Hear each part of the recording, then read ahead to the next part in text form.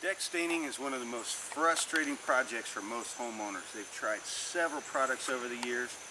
Many of the products we see heavily advertised fail to perform as promised. They give disappointing results and we end up stripping most of the time.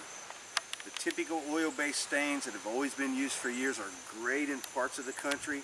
Down in Texas, where we want something we can just shoot on a fence, re-oil it every few years, that's great. But we take that same oil-based stain and put it into Tennessee or Louisiana, even Kentucky where we're at, we get tremendous mildew.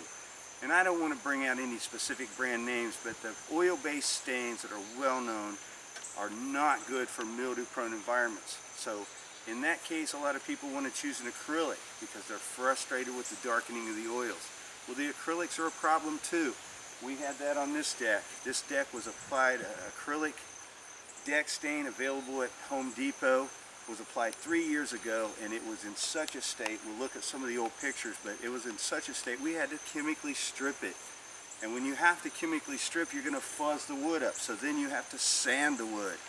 So we sanded the wood. So we've got 3 days, a couple of guys, and just stripping off this deck that's 3 years old.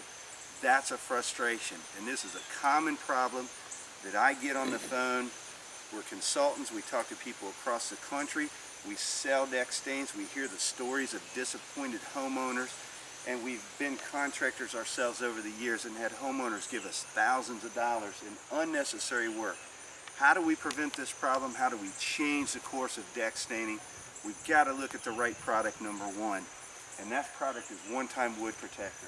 The One-Time Wood Protector is a product that my company, PaintSource.net, has sold for years. I've got hundreds and thousands of satisfied customers. We have a few disappointed customers, and I'll tell you who the disappointed ones are. They're the ones that use Behr deck stain, or they use the Cabots, or they use some of these other deck stains. Stop.